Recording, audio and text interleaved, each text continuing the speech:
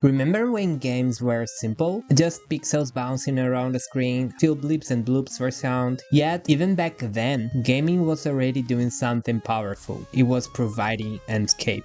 An escape from boredom, from stress, from the everyday grind, a chance to be someone else, to explore new worlds, to conquer challenges. As someone who's been playing video games since I was a kid, I've seen firsthand how they can be fun and teleport you to a different reality. That's the core appeal of gaming, isn't it? It's fun. It's a way to unwind, to connect with friends, to feel a sense of accomplishment. But what happens when gaming stops being fun and starts controlling you? When that escape becomes too tempting, too easy. When it affects your relationship, your job, or even your health. In today's video, I'll show you what I did to stop playing games as a way to escape reality and how you can do that. So I ask you, are games destroying your life? Let's find out.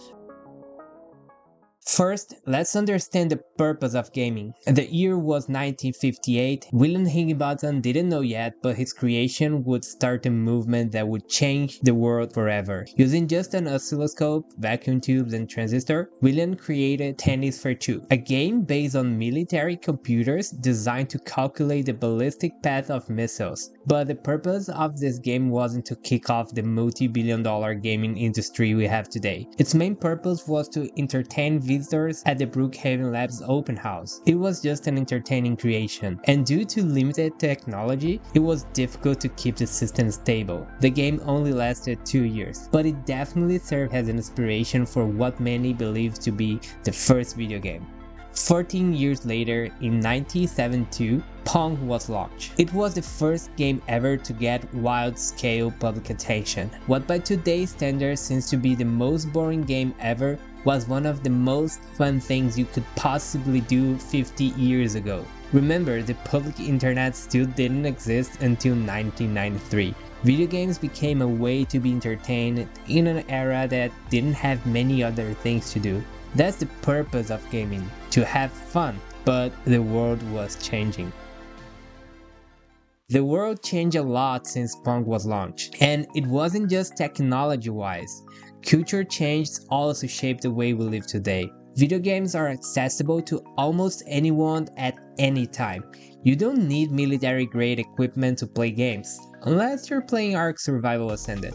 You can now play your favorite game from anywhere in the world with a handheld device, including online games. But these changes didn't affect only gaming. You can talk to your friends anywhere. You can have multiple instant conversations with different people all around the world. You can see what's happening in the world in real time. All of that with a device that fits your pocket. The amount of information and entertainment we're exposed to has skyrocketed since the first video game was published. Unlock your phone and boom, infinite entertainment. But let me ask you, with so much entertainment available, are games still looking to be entertaining? It's late at night. I'm alone in my room with my eyes fixated on my PC screen. The only thing illuminating my room is the dim blue light coming from a screen. I thought to myself, I need to sleep. It's Wednesday and I'll be working tomorrow. But all I wanted was another 15 minutes of joy before wrapping up my gaming session.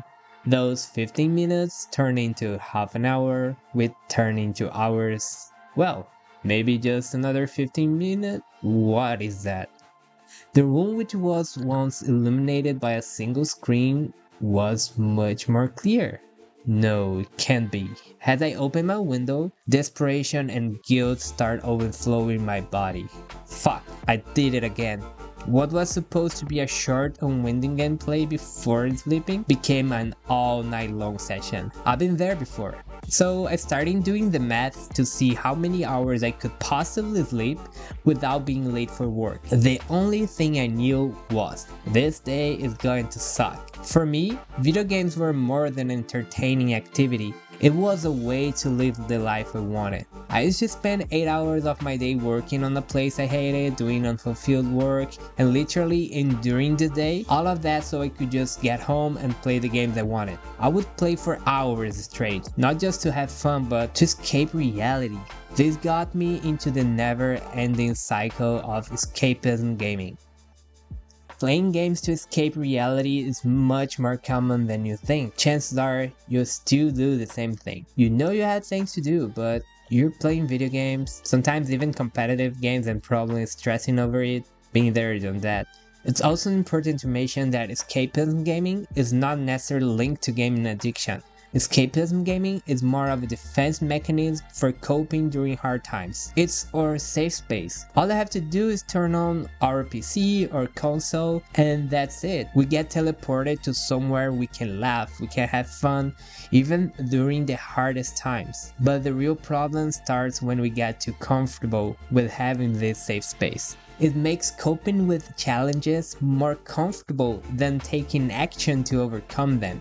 But look at your life right now. Are you living it the way you want? Have you achieved your goals and dreams? Are you working to change your life for the better? If your answer no to these questions and still plays a lot of game, then you're playing games as a way to escape reality. You're not alone. I also did that. For years, I believed that it was what I deserved, but I was wrong. I did deserve better, and so do you. Games are amazing, yes, but a better life isn't possible with gaming only. And I know life is full of challenges, but it's also full of beauty, connection, experience, and growth. Instead of escaping my problems, I started facing them. And it was the best thing ever.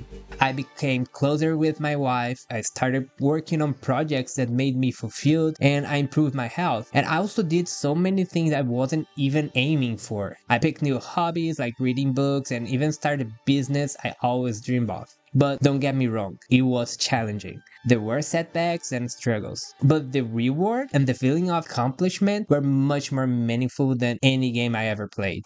If you're stuck in the cycle of escapism, know this, you are not alone. You don't have to deal with that alone, and you have the power to break free. Your life is like a game. It's a journey, an adventure, and you deserve to enjoy it to the fullest. So let's answer the real question. Are games destroying your life?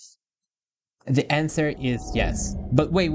Before you get your RGB pitchfork and start a riot in the comments, let me explain it better. Video games are not a bad thing, but the way you use them can be destructive. Think about it. When you play games to escape reality, you're just trying to avoid the inevitable. And when you try to avoid the inevitable, there are only two outcomes. The first one, you decide to avoid it as much as you can while you game your life your way, changing your health and energy to get some instant gratification and pleasure. But you know deep down that sooner or later, guilt and sorrow will kick in. You feel your life is slowly falling apart, but the comfort of gaming and having fun makes it so hard to bounce back. So you get comfortable with this discomfort until it becomes so uncomfortable that you have no other option than to take action. But it could be too late. And if it's too late, it's game over. You can't reload or continue. Years of neglecting your body's necessity can have a huge negative impact.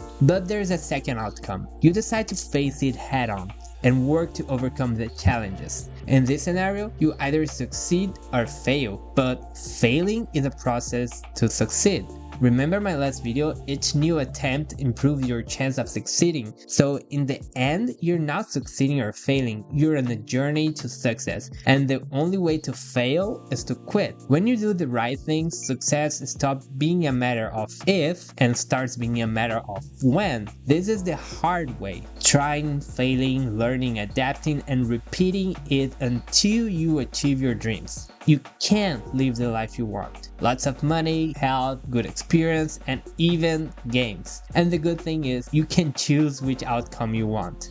Do you want to live your life as an NPC, or are you going to start your biggest quest yet? When I decided I want to start my biggest quest, I didn't know what I needed to do. Just like you, I thought that I had to quit gaming, get jacked, start meditating, and manifest a better life. Well, gladly I was wrong.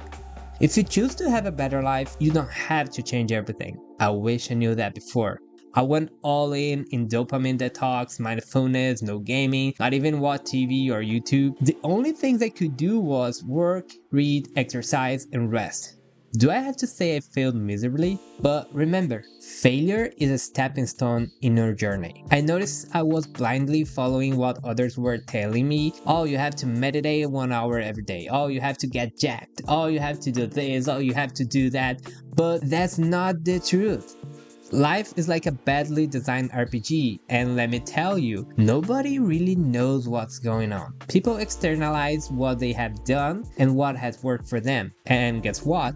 Most advice came from people who didn't have a similar lifestyle. They were not gamers. Think of it as a druid talking to a barbarian about how they got stronger by connecting deeper with the nature. Even though, yes, that druid got stronger by doing that, it doesn't mean it's true for the barbarian to do the same. They probably won't get stronger as a barbarian just by sitting in the forests and collecting herbs. Unless you're multi-classing as a druidic barbarian. Does that even exist? As a gamer, I didn't want to quit gaming. I just wanted to live a better life with gaming. But at a time, I didn't find any gamers sharing what they did to change their life for the better. Every Unfuck Your Life video was painting games as the villains. I thought it can't be true. There must be a better way. And in fact, there is. Your life is not fucked, you're just lost, as I was. It has nothing to do with you, but with the world that surrounds you. The things you enjoy in life are not a problem.